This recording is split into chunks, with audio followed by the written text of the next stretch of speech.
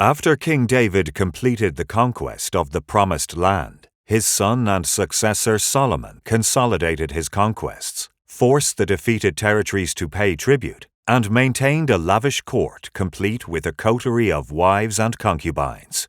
He launched a massive building program, fortifying Jerusalem and commissioning various projects. The foremost of these was a temple on Mount Moriah, with an inner sanctuary, the Holy of Holies, containing the Ark. Hebrews from the God of War. The cost of Solomon's opulence was borne with some resentment by his subjects. The main beneficiary of this spending, Jerusalem, was in the southern state of Judah. This did not sit well with the tribes of the north. The more righteous among them were offended that he had married foreign wives, contrary to a prohibition in Deuteronomy 7:3. Worse still, he allowed them to worship their deities, giving rise to the charge that he himself might also be guilty of idolatry. After his death, the discontent surfaced when the northern Hebrews of Samaria and Galilee broke away from their southern brethren. Two new states came into being: Judah, with its capital at Jerusalem, and to its north, Israel, comprising the breakaway provinces. Ideological differences on matters of ceremony and worship deepened the partition. Archaeological evidence suggests the northerners even consumed pork, challenging later scriptural narratives. Violence erupted between the two. The new situation weakened the Hebrews, making each state more vulnerable to attack from powerful neighbors. To secure their position, the northern leaders allied with the Phoenicians, coastal dwellers of what is today Lebanon. The union was underpinned by a marriage between Ahab of Israel and Jezebel, daughter of the king of Sidon. As part of the alliance, Ahab built a temple in Samaria dedicated to Baal, enabling his wife and her associates to worship while resident there.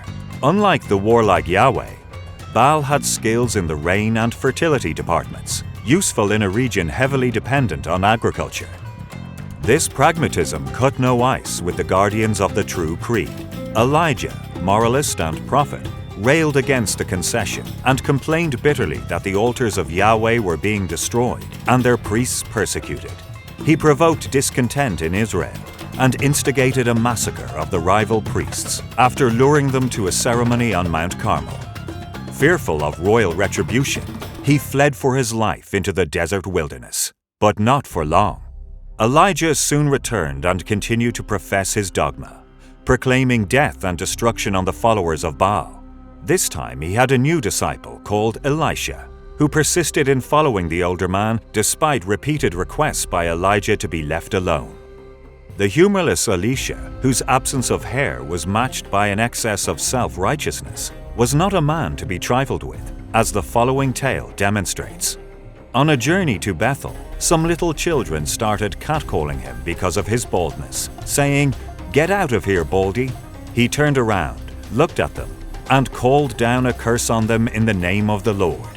Then 2 bears came out of the woods and mauled 42 of the boys. Earlier, while the 2 prophets were journeying near the banks of the Jordan River, Elijah was suddenly taken to heaven in a fiery chariot, leaving nothing behind except his cloak. Lest any suspicion fall on the head of Elisha, Scripture provides him with an alibi. 50 men of Jericho happened to witness the event from the opposite bank. These men insisted on searching the area for a body, but found nothing, proving that, indeed, there was no trace of Elijah's remains, at least not on the ground. Whether they checked the fast-flowing river is not mentioned. Tellingly, Elisha had earlier requested to inherit a double portion of Elijah's spirit and insisted on following the older man on the final leg of his fateful journey, although Elijah had again requested to be left alone. It is tempting to speculate as the 2 men travel together, some indiscretion by Elijah, perhaps a reference to receding hairlines, might have provoked a violent reaction in his sensitive companion. Or perhaps Elisha needed no provocation. He had now inherited the mantle of his former teacher and became the foremost prophet of Israel, a position of considerable influence and power. While he appeared to have the trust of the reigning monarch, he secretly plotted subversion. An army commander called Jehu led the revolt and quickly killed King Jehoram, son and successor to Ahab, with an arrow in his back. Knowing she could expect little mercy from the usurper, the queen mother, Jezebel, put on her makeup, donned the royal regalia, and awaited her fate.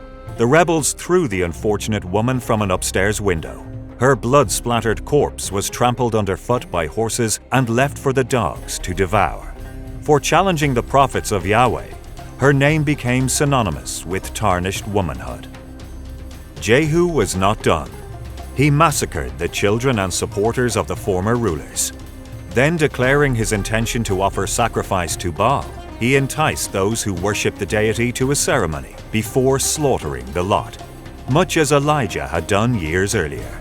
The status quo was restored, and Jehu assumed the kingship of Israel. God rewarded the new ruler for his efforts, but devotion did not save the Hebrews. Another casualty of Jehu's revolt was the king of Judah, a relative of the royal family of Israel. His death ended a rapprochement between the two kingdoms, initiated by Ahab. Israel was once again isolated from its southern neighbor.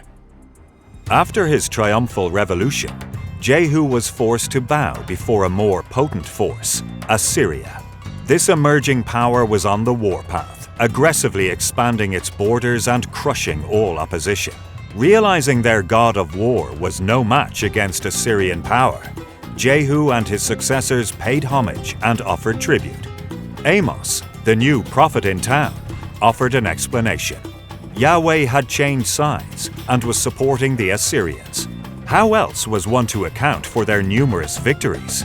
Prophet and fellow doomsayer Hosea criticized the ongoing devotion to Baal, which seemed to have continued despite the revolt of Jehu. According to the scriptures, both Amos and Hosea prophesied the destruction of Israel.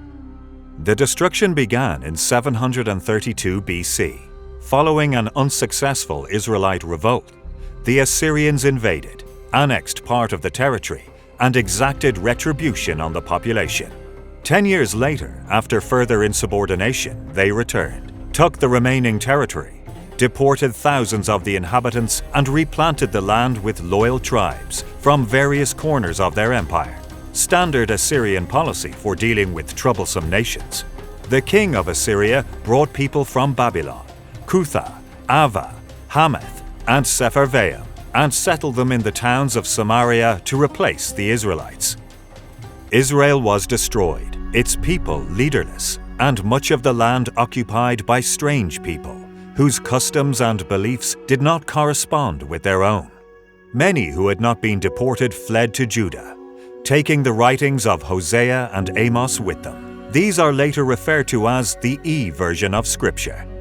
The defeat of the northern kingdom left Judah at the mercy of the Assyrians.